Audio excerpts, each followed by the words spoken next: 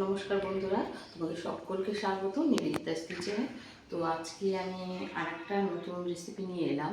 তো মোচার রেসিপি, হয়তো তোমরা আরেকটাও আমার রেসিপি পেয়েছো মোচার। তো সেটা আমি করেছিলাম চিংড়ি মাছ দিয়ে বন্ধুরা। তো আজকে করবো মোচার ধোকা। তো এই মোচার ধোকা করার জন্য কি কি লাগছে তোমাদেরকে দেখিয়ে দিই।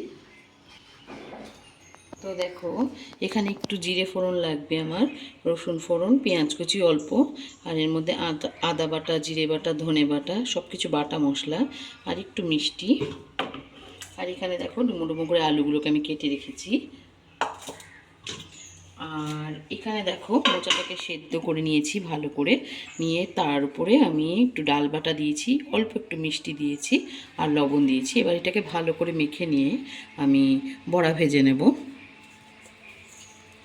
এখানে আমি তেল গরম করতে দিয়ে দিয়েছি, তেলটা ভালো করে গরম হয়ে গিয়েছে।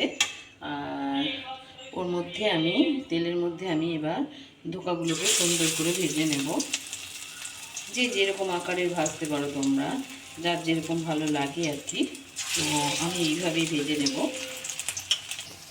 তো দেখো বন্ধুরা, এখানে বড়াটা আমার সুন্দর করে ভাজা হয়ে গিয়েছে।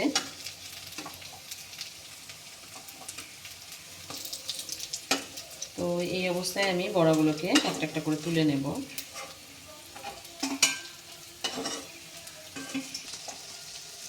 তো দেখো বন্ধুরা, এখানে আমার সব বড়াগুলোই ভাজা হয়ে গিয়েছে।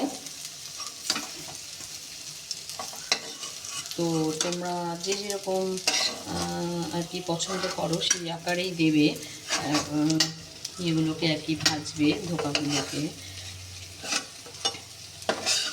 তো এর আগের দিন আমি তোমাদেরকে চিংড়ি মাছ দিয়ে করে দেখিয়েছি। তো আজকে আমার বাড়িতে চিংড়ি মাছ দিয়ে না, সবাই বললো ধোকা খাবে, তো আমি ডাল বাটা দিয়ে ধোকাটা করছি।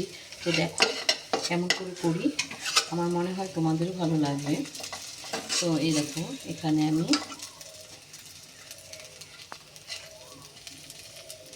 তুলে নিলাম ভেজে। তো এই তেলের মধ্যে আমি সামান্য পরিমাণে আর একটু তেল দিয়ে দেবো বন্ধুরা। এখানে আমি বেশি তেল ইউজ করব না, কারণ আমি আগেই বলেছি তোমাদেরকে আমি কম তেলের বান্না একটু করার চেষ্টা করি আর কি। তো যাই হোক, এই তেলের মধ্যে আমি এবার সামান্য একটু জিরে ফোড়ন দিয়ে দেবো। তো জিরেটা একটু ভাজা ভাজা হয়ে গেলে তার মধ্যে আমি এবার দিয়ে দেবো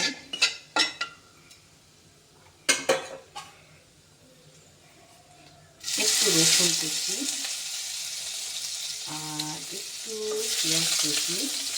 দেখো, এই রসুন আর পেঁয়াজটাকে তেলের মধ্যে আমি একটু নেড়ে নেব।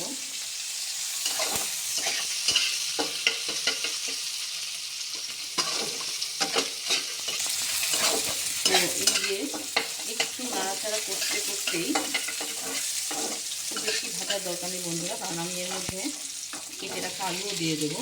এর সঙ্গে একসাথে আমি আলুগুলোকে ভালো করে হলুদ আর লবণ দিয়ে ভাজবো। তো এর মধ্যে আমি এখন অল্প করে লবণ আর অল্প হলুদ দিয়ে আলুটাকে ভালো করে ভাজা ভাজা করে নেব বন্ধুরা। তো আমি যেভাবে দেখাচ্ছি তোমরা এইভাবে করো। আমি মনে করি যে এবার যেন স্বাদটা আমার মনে হয় একটু বেশি আসে।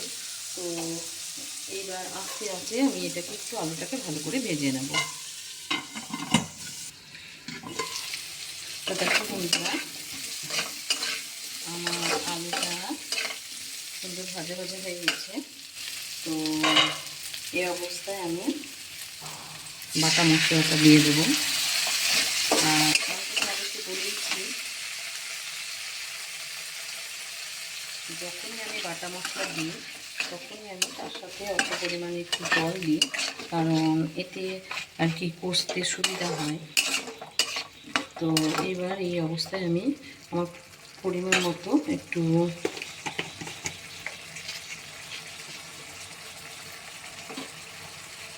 লঙ্কা গুঁড়ো, একদম তোমাদের স্বাদ মতো তোমরা দেবে। তো আর একটু হলুদ লাগবে আমার, হলুদ গুঁড়ো, আর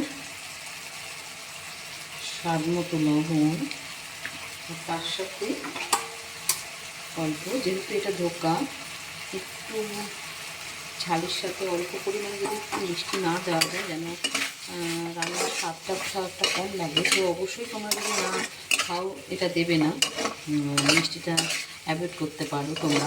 তো যাই হোক, এবার আমি আলুটার সাথে মশলাটাকে খুব সুন্দর মতো কষে নেব। তো দেখো বন্ধুরা, মধ্যখানে আমি একবার নেড়ে দিয়েছিলাম, তো মশলাটার সাথে আলুটা খুব সুন্দর মতো কষা হয়ে গেছে। আমি 2-1 মিনিট আর একটু কষিয়ে নেব, আর ঢেকে দেবো না, কারণ এবার তলে লেগে যেতে পারে। তো আলুর সাথে দেখো সুন্দর মতো করে আমি ভাজা করে নিয়েছি মশলাটাকে। যত ভালো করে মশলাটা কষা যাবে যে কোনো রান্নার আর কি, তো আমার মনে হয় স্বাদটা যেন কত বেশি বেড়ে যায়। তো আমি একটু নাড়াচাড়া করে নিয়ে এর মধ্যে পরিমাণ মতো জল দিয়ে দেবো। তো দেখো সুন্দর করে ভাজা হয়ে গেছে। এই অবস্থায় আমি পরিমাণ মতো জল দেব, কারণ যেহেতু এটা ধোকা হবে, তো ধোকার জন্য আমার পরিমাণে একটু জলটা বেশি লাগবে। যখন আমি ধোকাগুলোর মধ্যে দেব তখন কিন্তু ঝোলটা অনেকটাই কমে যাবে, আর তখন একদমই এর মধ্যে আমি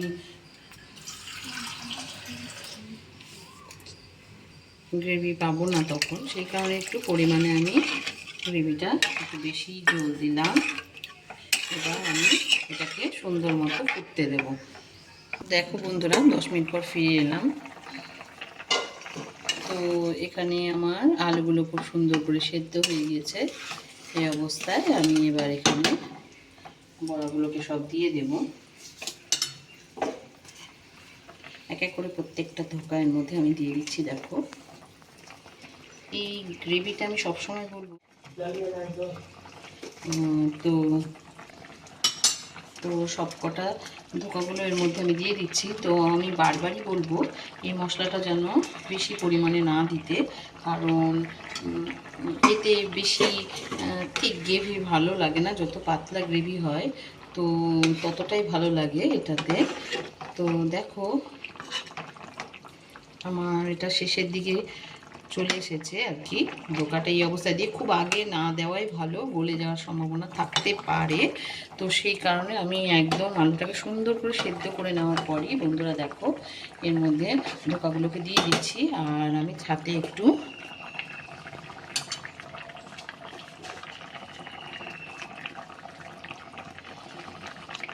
গরম মশলাও দিয়ে দেবো।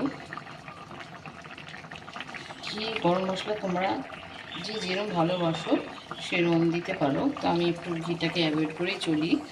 তো সেই কারণে তোমাদেরকে তো আগেই বলেছি, এই গরমে আমি একটু ভাবনা চিন্তা করে রান্নাবান্নাগুলো করি। তো ঘিটা আমি গরমে খুব একটা রেসিপিতে রাখি না, কিন্তু বলে দিই তোমরা যদি এই অবস্থায় ঘি গরম মশলা দিতে চাও তো অবশ্যই দিতে পারো। তো আমি শুধুই গরম মশলা দিলাম। তো এখানে আমার হয়ে গেছে দেখো বন্ধুরা। তো গ্যাসের ফ্লেমটাকে আমি বন্ধ করে দিচ্ছি, একটু ঝোল রাখতে হবে আমাকে, কারণ এটা একদমই টেনে নেবে। তো দেখো কতটা সুন্দর হয়েছে